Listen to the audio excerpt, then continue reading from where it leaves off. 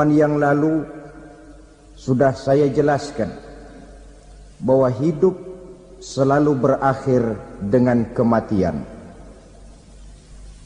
Apabila datang kematian menimpa seseorang, datanglah kiamat baginya. Itu yang disebut dengan kiamat kecil. Hakikatnya mati adalah perpindahan dari kehidupan di dunia ini menuju kehidupan di alam barzakh.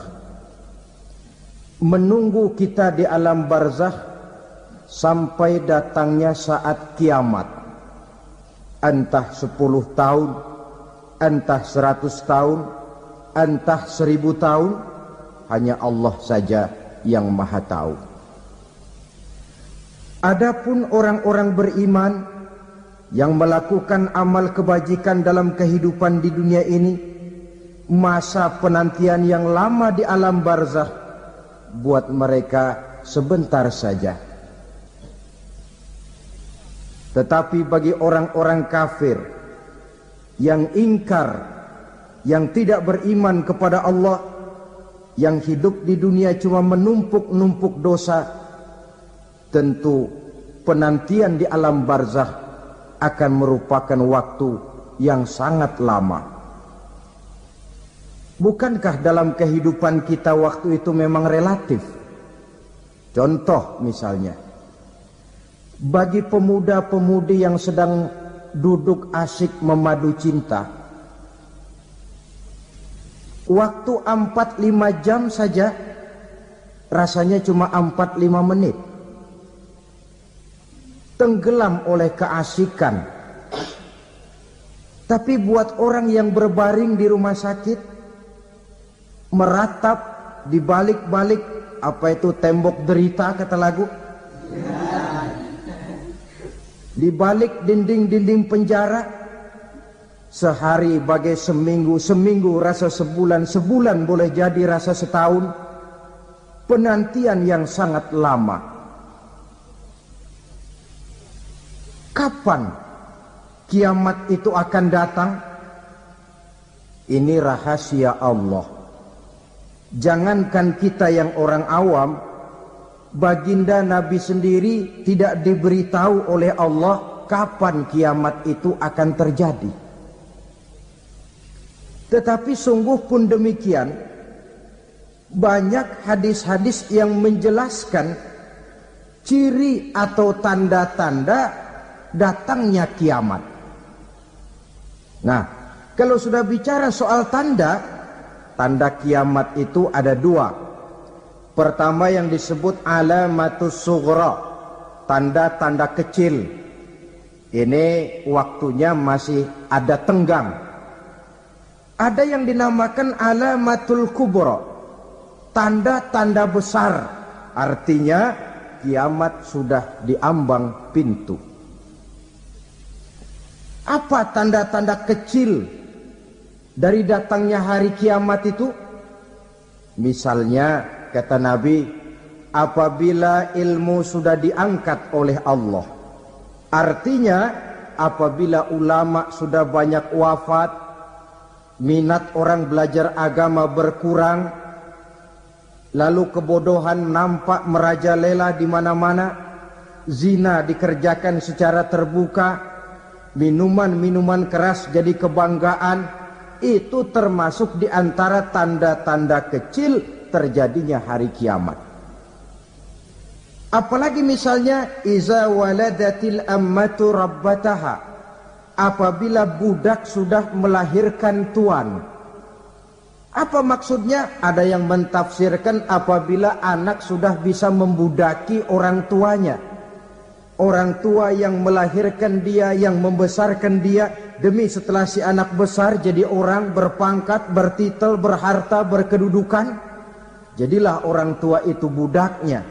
Sehingga sering dibilang kalau orang tua kaya, anak jadi raja. Tapi kalau anak yang kaya, orang tua sering jadi budak. Apalagi munculnya fitnah yang bergelombang, timbul perang antara dua bangsa yang besar, waktu berjalan terasa sangat pendek sekali. Itu merupakan tanda di antara tanda-tanda kiamat. Termasuk di dalamnya sulit membedakan mana laki, mana perempuan. Kan kalau tanda-tanda kayak begini sekarang sudah banyak kita lihat kan. Ulama banyak wafat, penggantinya sulit. Zina dikerjakan berterang-terangan, minuman keras jadi kebanggaan. Banyak anak membudaki orang tuanya, sulit membedakan mana laki mana perempuan. Kadang-kadang dari belakang kita lihat perempuan bener, begitu kita colek nengok jenggotan.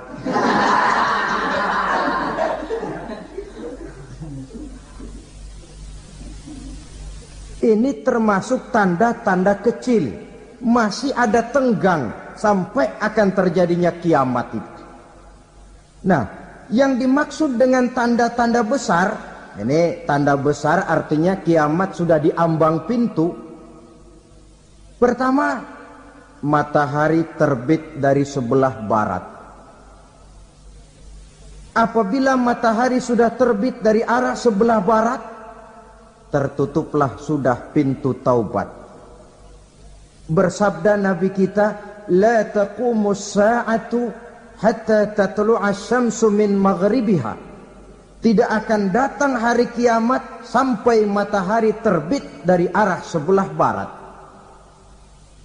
Fa iza tala'at, manakala matahari telah terbit dari arah sebelah barat, wa ra'ahan nasu, manusia banyak menyaksikan itu, amanu ajma'un, mereka pun lalu beriman.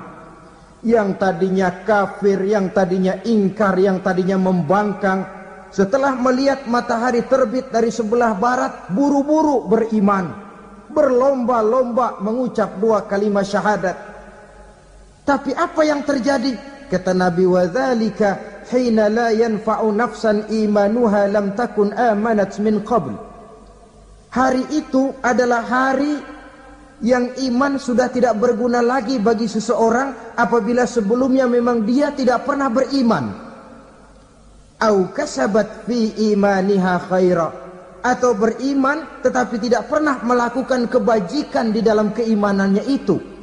Hari yang sudah kasib, hari yang sudah terlambat, beriman tidak akan ada gunanya lagi. Ini pelajaran buat kita. Sebelum sang surya terbit dari sebelah barat, sebelum nafas sampai di tenggorokan, artinya pintu taubat masih terbuka. Kalau 2 hal itu sudah terwujud, nafas sudah sampai di kerongkongan atau matahari sudah terbit dari arah sebelah barat, tertutuplah sudah pintu taubat. Tak ada lagi gunanya pangkat, jabatan, harta, bahkan beriman pun dalam suasana macam itu. Too late, kata orang Kulon. Sudah terlambat. Matahari terbit dari arah sebelah barat. Itu tanda besar, artinya kiamat sudah di ambang pintu. Lalu apalagi tanda besar? Munculnya Dajjal. Dajjal artinya pendusta-pendusta yang menyesatkan manusia. Ada 2 macam Dajjal, saudara. Ada Dajjal kecil. Ini Dajjal kelas teri. Kalau ini sejak zaman Rasulullah sudah ada itu. Tiap zaman ada.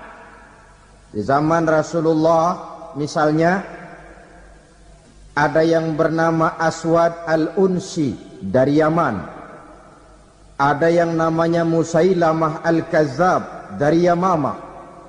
Ada yang namanya Ibnu Sayyad dari Madinah.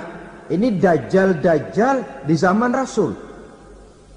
Musailamatul Kazzab memproklamirkan diri jadi nabi dia. Di zaman Rasul masih hidup. Ini Dajjal zaman Nabi. Di zaman sahabat muncul Dajjal-Dajjal. Di zaman kita sekarang ini Dajjal-Dajjal pun gentayangan. Dajjal-Dajjal kelas teri. Kerjanya mendustakan manusia, menyesatkan manusia, memalingkan manusia dari jalan yang benar dan diridhoi oleh Allah Subhanahu wa taala. Adapun yang merupakan tanda besar dari datangnya kiamat, dajjal-dajjal kelas kakap, pembohong-pembohong besar yang menyesatkan masyarakat manusia berpaling dari jalan Allah mengikuti jalan mereka. Apa sih ciri dajjal itu? Kata Nabi dalam hadis Bukhari Muslim, innad dajjala, sesungguhnya yang namanya dajjal itu yakhruju, satu saat akan muncul mendekati hari kiamat, wa inna ma'ahu ma'an, si dajjal ini membawa air, wanaran, dan juga membawa api.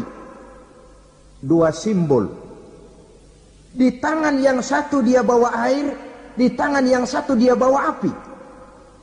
Wa ammal ladzi yarahu an-nasu ma'an fanarun, adapun yang orang banyak lihat air, hakikatnya adalah api. Yang dilihat api, hakikatnya adalah air. Oleh sebab itu, kalau api yang ditawarkan, ambillah air. Kalau air yang ditawarkan, pilihlah api. Maksudnya apa ini? Ini bahasa simbol, saudara-saudara. Dajjal bicaranya seolah-olah untuk kepentingan manusia. Menawarkan surga. Surga yang dia tawarkan hakikatnya neraka. Hai manusia, kalau kau mau bahagia, jangan dekat-dekat dengan agama. Solat itu tidak efektif dan efisien, tidak produktif dari segi ekonomi itu.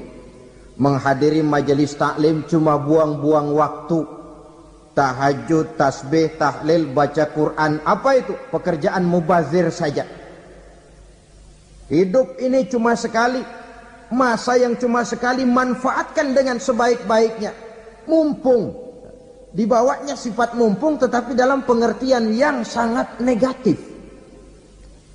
Bicaranya seolah-olah untuk kepentingan manusia, tetapi sebenarnya menjerumuskan manusia. Menawarkan air, tapi sebenarnya api. Menawarkan api, tapi hakikatnya air. Buat apa kamu sholat? Buat apa kamu bayar zakat? Buat apa kamu puasa? Surga yang dicanangkan Dajjal, hakikatnya neraka. Neraka yang digambarkan Dajjal, pada dasarnya adalah surga. Jadi memutarbalikkan fakta itu kerjaan Dajjal. Yang hak jadi batil, yang batil dibilang hak, yang benar jadi salah, yang salah malah jadi benar. Tuntunan disuruh jadi tontonan, tontonan malah menjadi tuntunan. Itu pekerjaan Dajjal profesinya. Zamannya Nabi Adam, Dajjalnya kan iblis. Betul? Betul. Apa sih gang kerayuan iblis itu? Allah setelah menciptakan Nabi Adam kan bilang, Adam, kau dan istrimu Hawa tinggal di surga ini. Seluruh fasilitas yang ada di surga persilahkan kau nikmati. Satu yang tidak boleh, jangan coba-coba dekati pohon khuldi. Dekat saja jangan, apalagi sampai memetiknya. Datang Dajjal yang namanya iblis ini. Adam, kamu tahu nggak kenapa tidak boleh makan buah khuldi? Ya nggak tahu, pokoknya saya dilarang. Bodoh kamu Dam. Khuldun artinya kekal. Kalau kamu makan itu buah, kau akan kekal di surga buat selamanya. Allah tidak kepengen, maka dilarang kamu makan buah khuldi. Kalau kau ingin kekal di surga Adam, makan saja. Saya bicara begini ini untuk kepentingan kamu Adam. Ini kan ciri-ciri Dajjal. Bicaranya sih seolah-olah untuk kepentingan Nabi Adam, hakikat sebenarnya menjerumuskan Nabi Adam supaya ingkar dan melanggar larangan dari Allah Subhanahu wa ta'ala. Jadi setelah muncul Dajjal, timbul kekacauan-kekacauan di masyarakat. Banyak yang terpengaruh, terpedaya dan terpesona.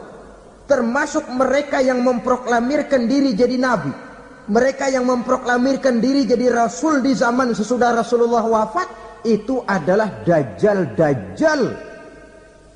Maka saya ingatkan, kalau di zaman kita sekarang ini ada orang ngaku jadi nabi, ada orang ngaku jadi rasul, biar bahasa Arabnya kental, Quran hafal, hadis ribuan hadis hafal, biar pakai serban sampai menyengser ke tanah, bahasa Arabnya fasih, tapi dia mengaku jadi nabi, jadi rasul, kita umat Islam wajib tidak percaya.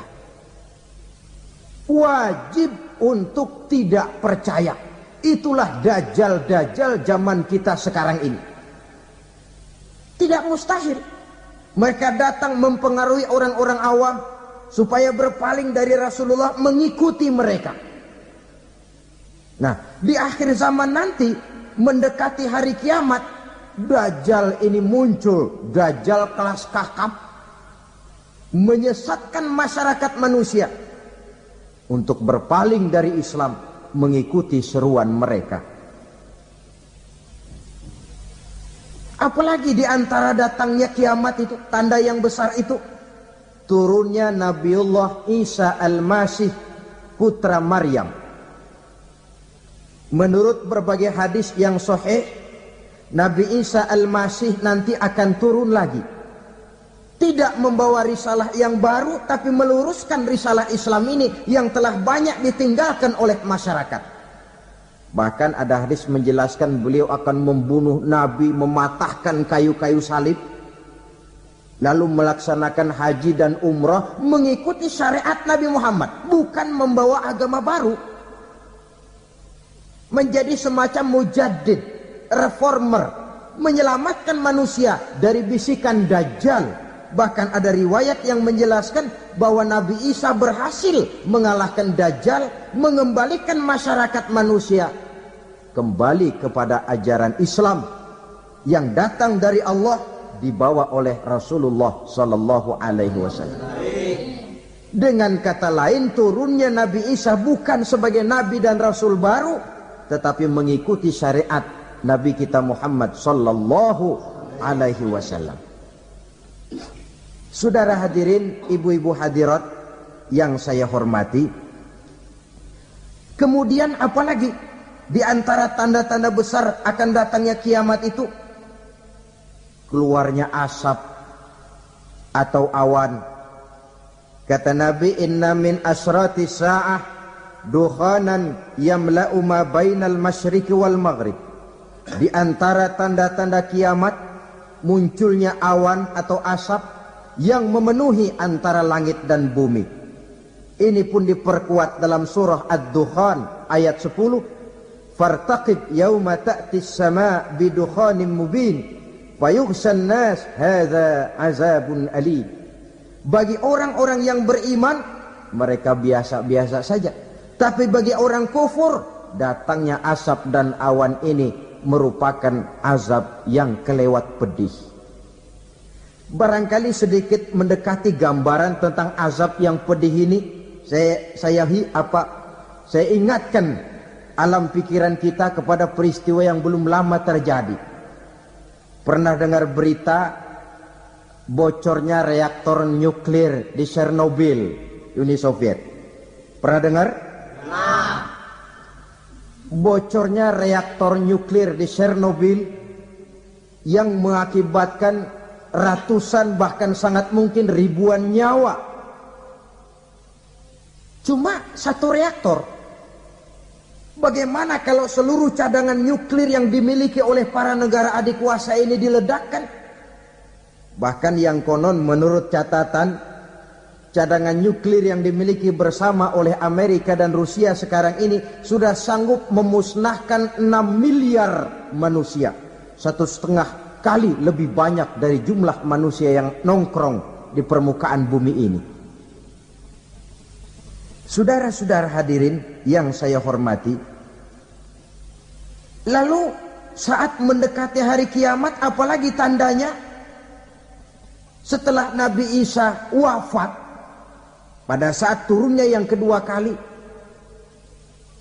Lalu Allah meniupkan angin sejuk.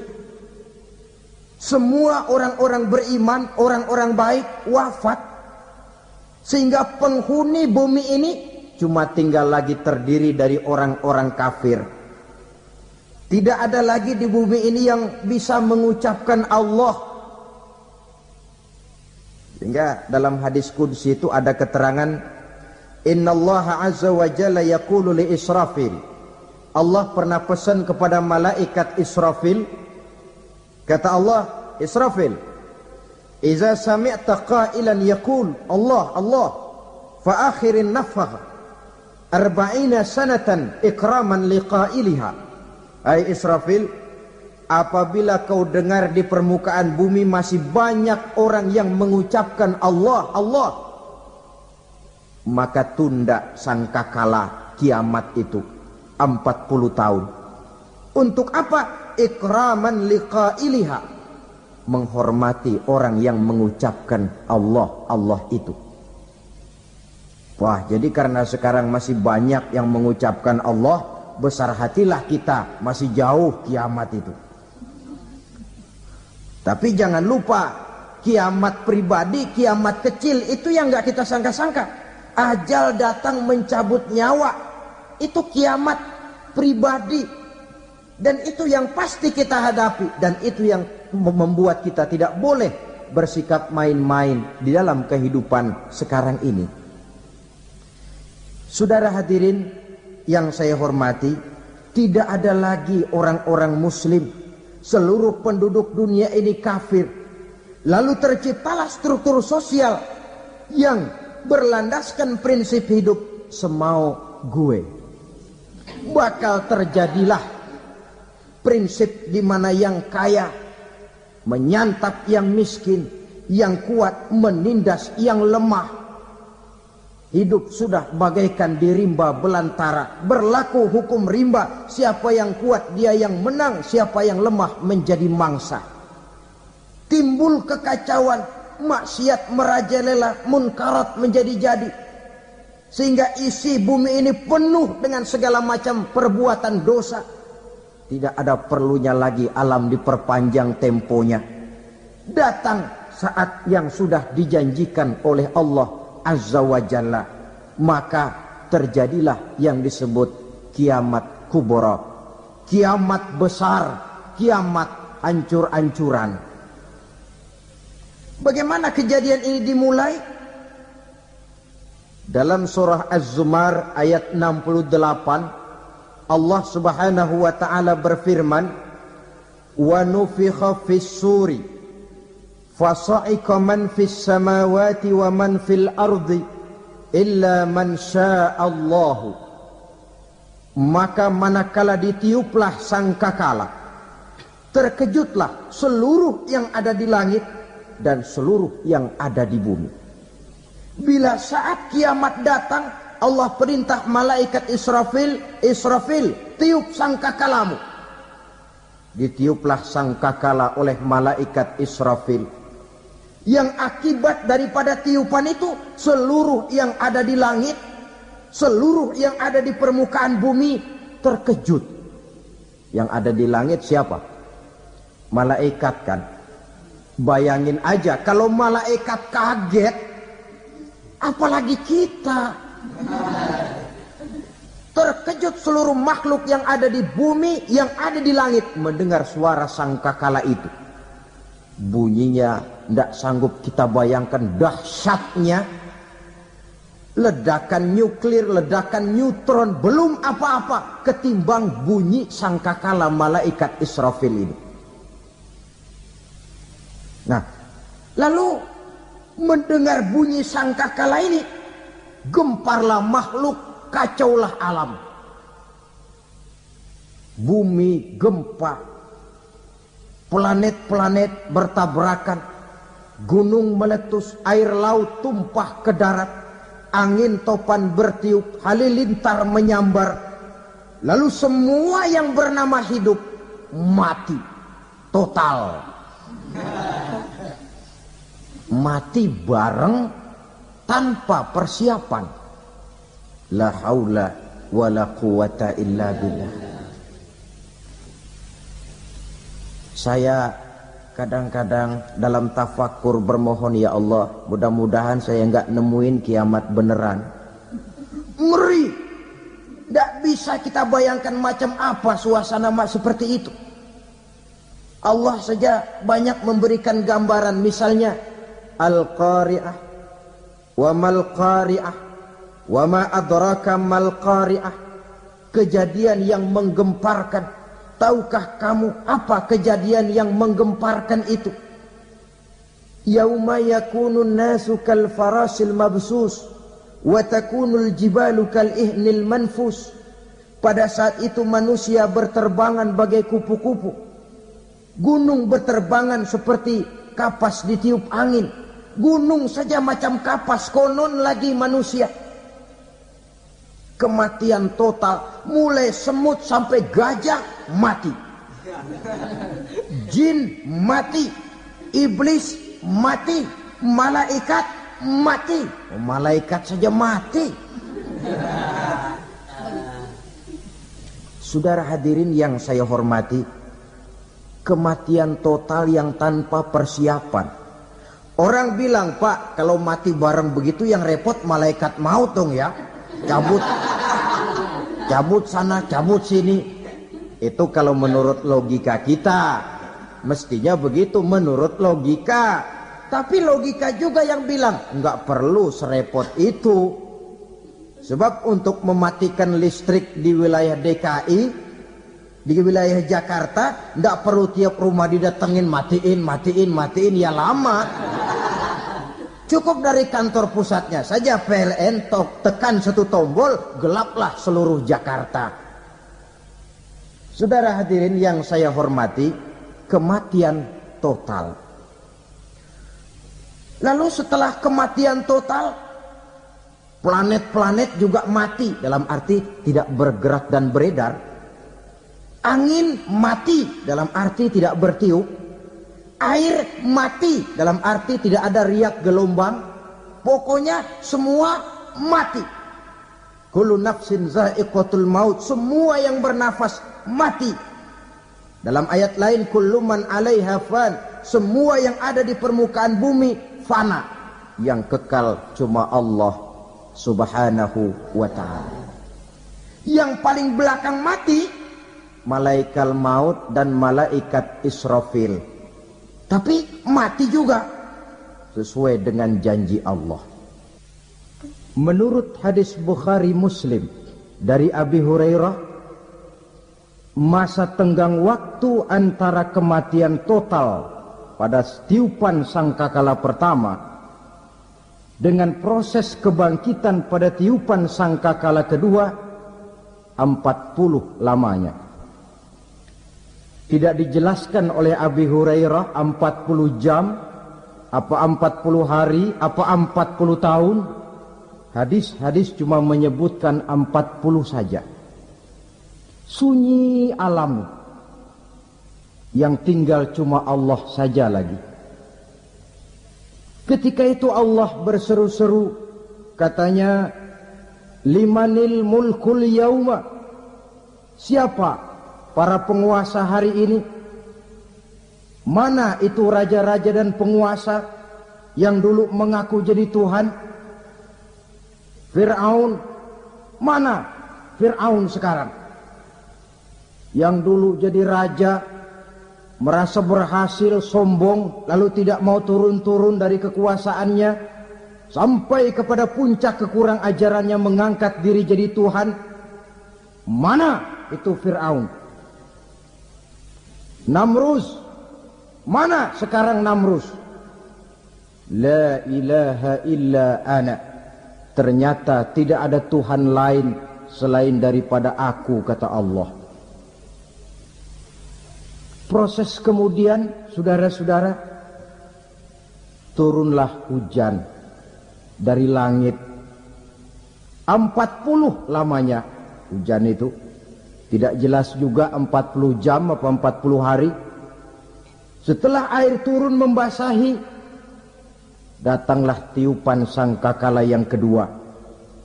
Semua yang bernama mati bangkit dari kuburnya masing-masing.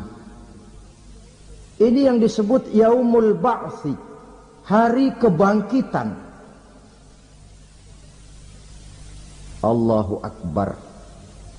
Pada saat kita bangkit dari kubur kita masing-masing, kumpul di padang mahsyar namanya. Bayangin aja, saya sendiri nggak sanggup bayangin. Manusia sejak zaman Adam sampai zaman kiamat kumpul bareng di tempat sama. Berapa banyaknya itu?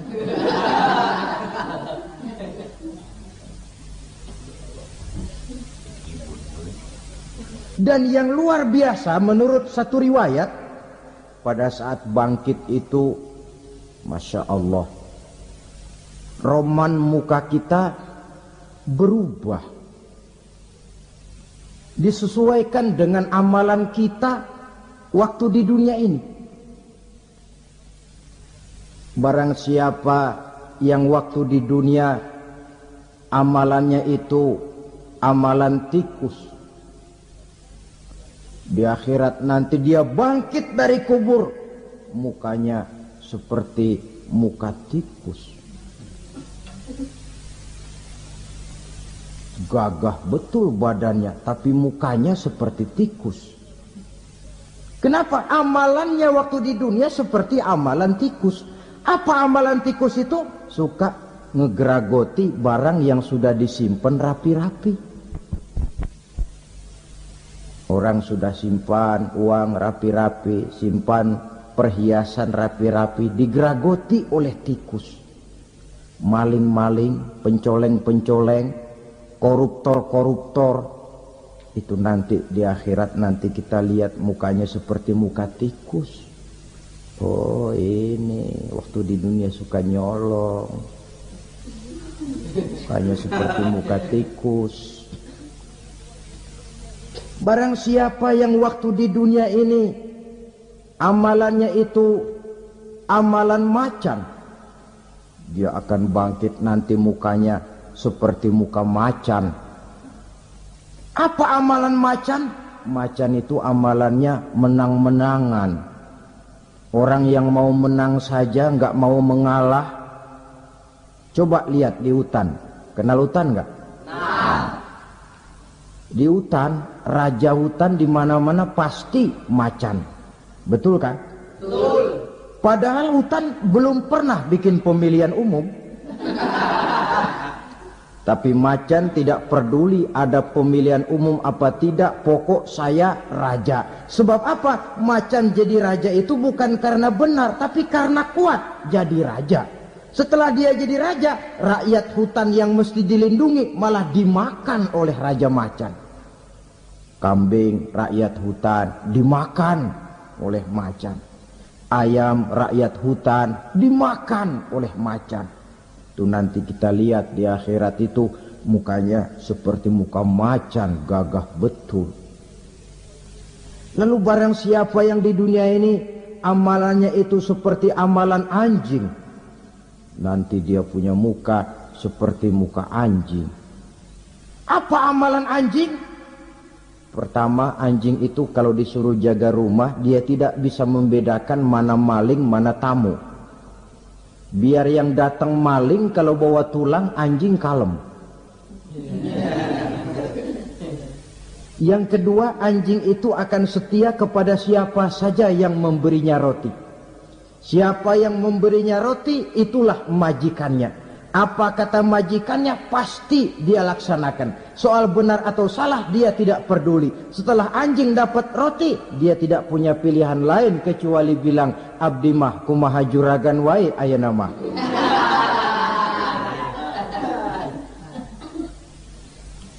Saudara hadirin yang saya hormati, berkumpul di padang mahsyar, tiap orang sibuk dengan persoalannya masing-masing. Matahari waktu itu didekatkan oleh Allah, panas luar biasa.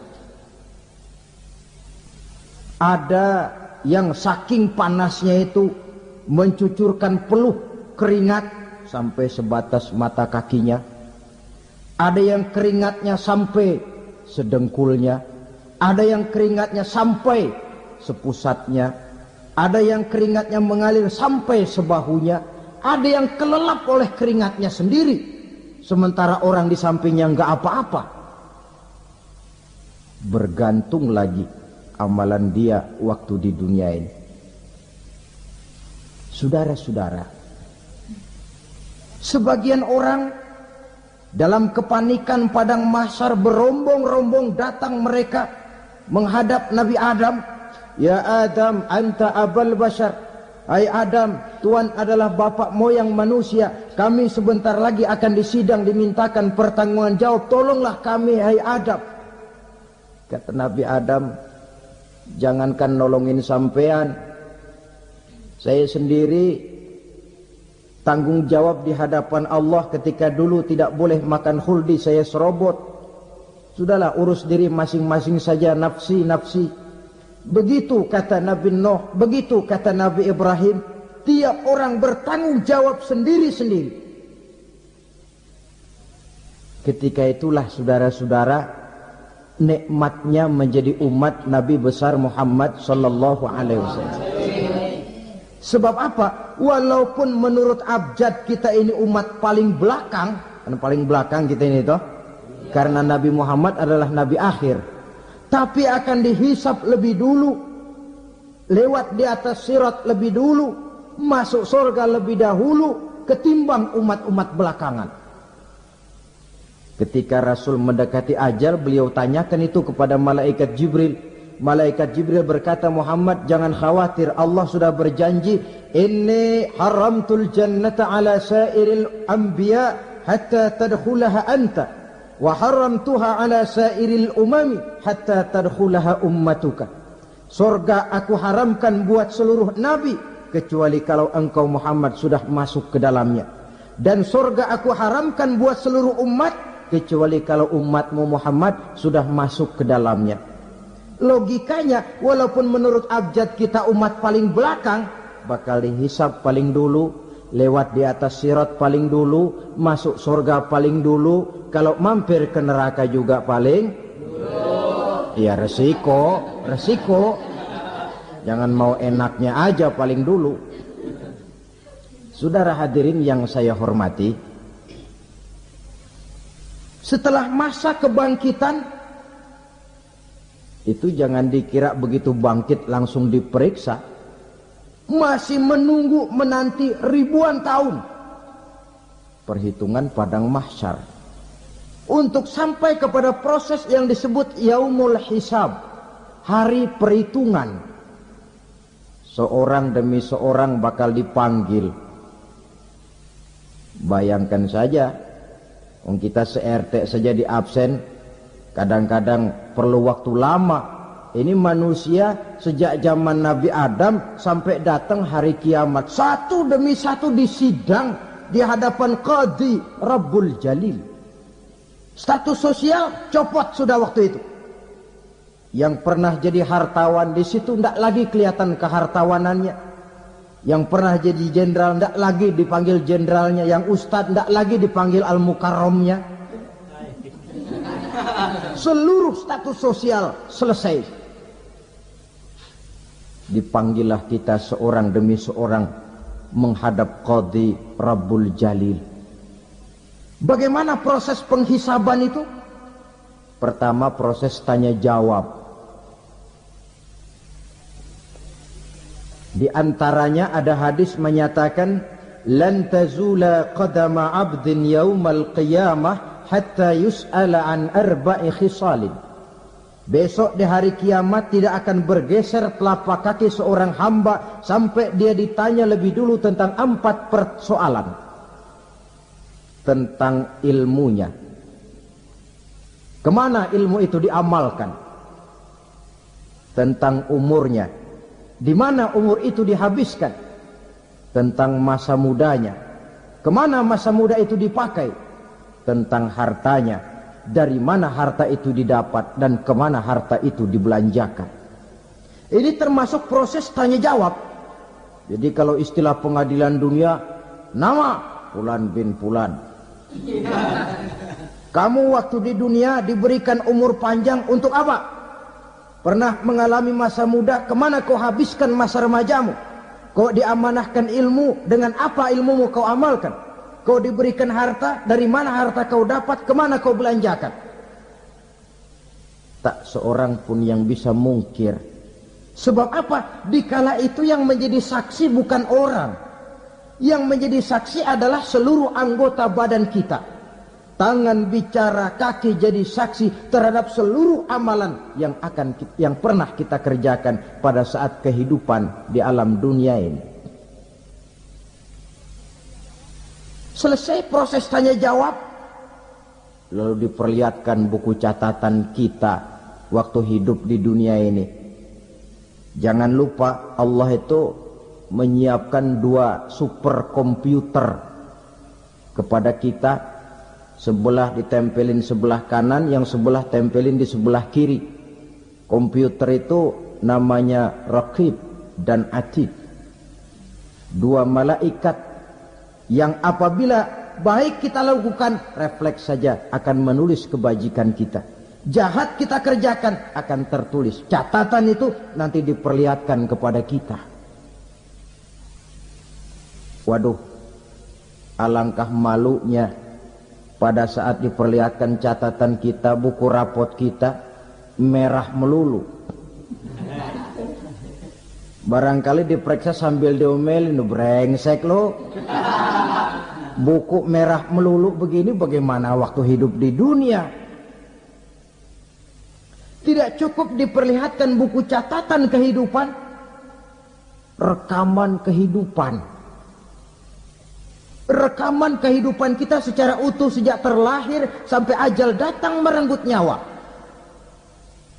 Barangkali mirip dengan video sekarang ini, di mana terekam dengan baik seluruh kegiatan kita sejak yang sekecil-kecilnya sampai kepada yang sebesar-besarnya.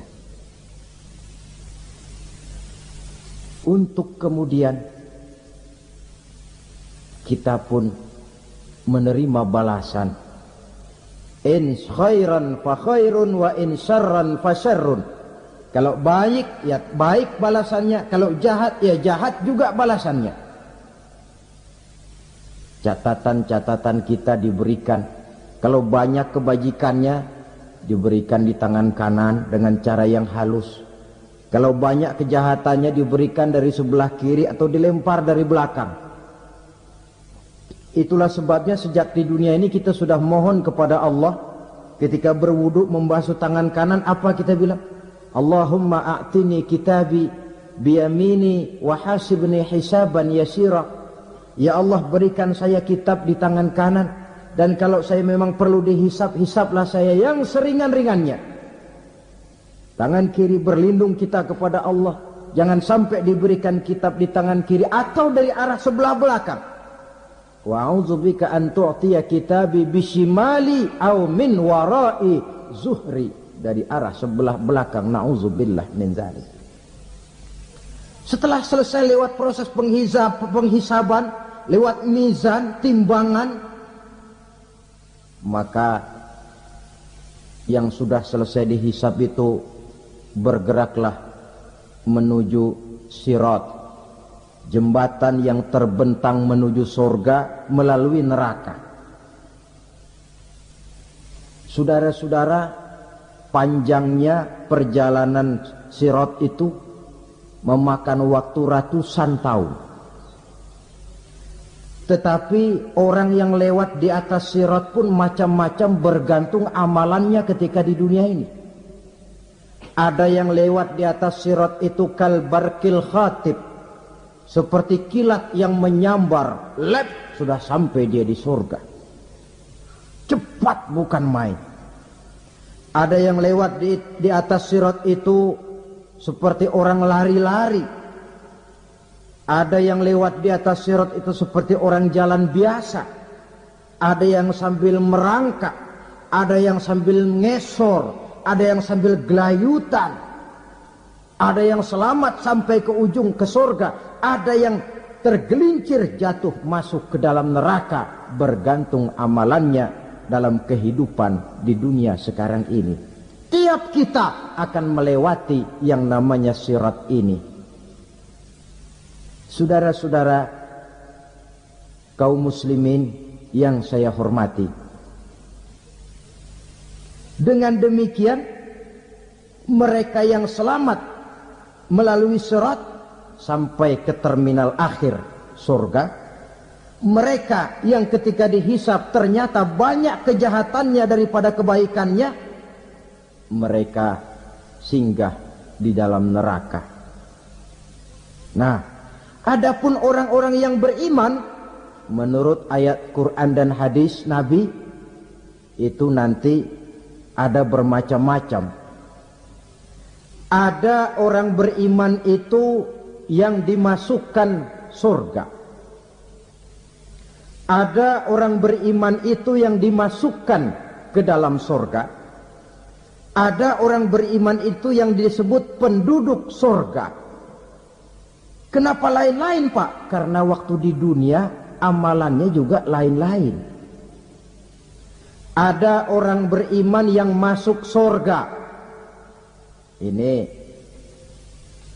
paling murah tiketnya. Mau masuk surga?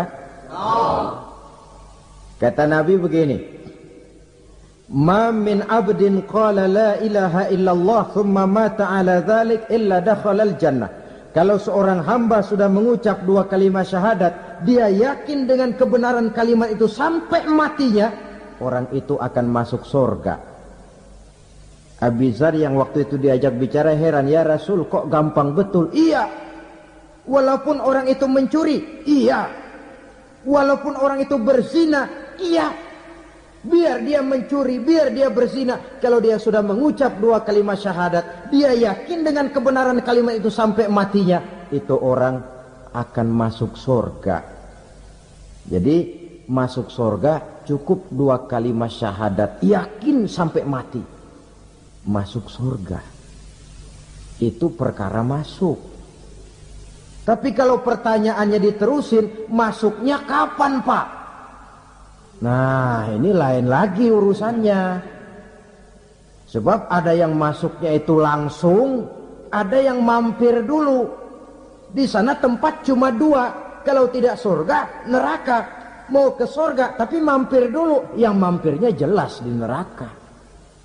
Kenapa? Dalam hadis qudsi ada riwayat, nanti itu di akhirat, setelah Allah selesai mengatur penduduk surga masuk surga, yang neraka masuk neraka, Allah berkata kepada malaikat Malik, malaikat Malik, labaik ya Allah, itu bajingan-bajingan tengik, manusia-manusia durjana yang waktu di dunia tidak mau sujud, jauh dari ulama, gemar melakukan yang munkarat dan maksiat, hidup di tengah masyarakat selalu jadi bibit keonaran, kufur, sudah masuk neraka semua. Sudah ya Allah. Nah, kalau sudah, coba sekarang kamu masuk, Malik. Saya, iya, masuk neraka. Mau apa ya Allah? Kata Allah, akhriju minan nar man kana fi qalbihi misqala habbatin min khardalin min iman. Kau masuk neraka, cari di dalam neraka orang-orang yang ada imannya walaupun kecil sebesar biji zarah, angkat mereka keluar. Masuk malaikat Malik ke neraka, cari orang yang ada imannya, korek-korek. Ya repot, udah pada gosong. Yang ada imannya diangkat ke atas, yang ada imannya diangkat ke atas, lalu dimandikan di Nahrul Hayat, namanya sungai kehidupan di akhirat nanti. Cakep lagi rupanya, bersih lagi wajahnya, apel di hadapan Allah. Kata Allah, bagaimana mas? Kapok nggak sampean? Kapok ya Allah. Nah, kalau kapok, idhab fadkhulil jannah, pergi masuk surga sana. Berangkat mereka ke surga, ketemu sama teman-temannya yang udah sampai lebih dulu, yang nggak pakai mampir lagi. Terjadi dialog, Kata teman-temannya yang udah pada nyampe duluan, Mas, iya, emang baru sampai? Saya baru sampai. Memang mampir di mana dulu, Mas? Kita sudah lama sampai di surga. Saudara buka surah Al-Muddatsir ayat 34-35. Ma salakakum fis saqar? Kenapa kamu mampir di neraka Saqar? Qalu lam nakum minal musallin.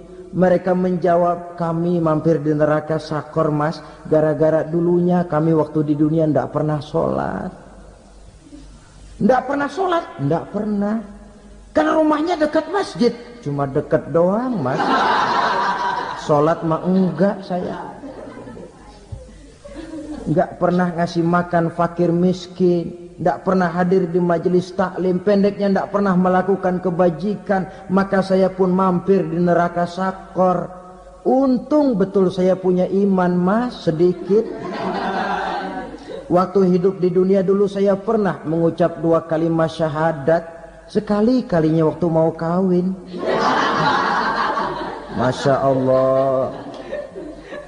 Untung saja kawin, kalau nggak kawin polos.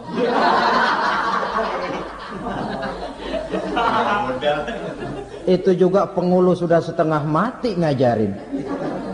Asyhadu alla, asyaduaan, asyaduaan.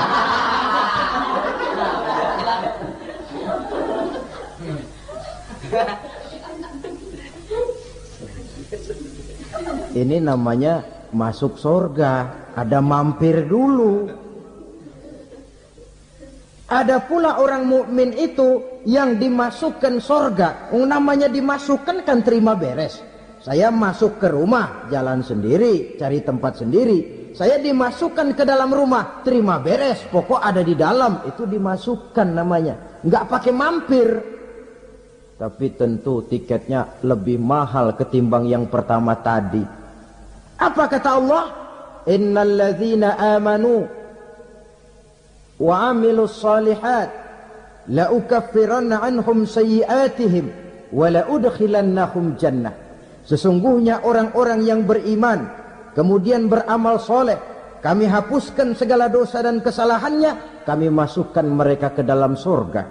Lihat ayatnya, Allah yang memasukkan, kita yang dimasukkan. Tidak pakai transit, tidak usah mampir. Cuma tidak cukup syahadat, tidak cukup amanu, tapi diiringi dengan wa amilus salih. Iman, amal. Tidak cukup syahadat, lalu dibuktikan dia sholat, dia zakat, puasa, lalu dia melakukan berbagai macam kebajikan. Ini yang menyebabkan dia tidak pakai mampir di tempat yang bernama Saqar. Lalu ada pula orang mukmin itu yang disebut penduduk sorga. Wah, ini sudah VIP ini. Ashabul jannah, penduduk sorga. Siapa mereka? Kata Allah, innal ladzina amanu summa istaqamu fala khaufun 'alaihim wala hum yahzanun ulaika ashabul jannah hum fiha khalidun.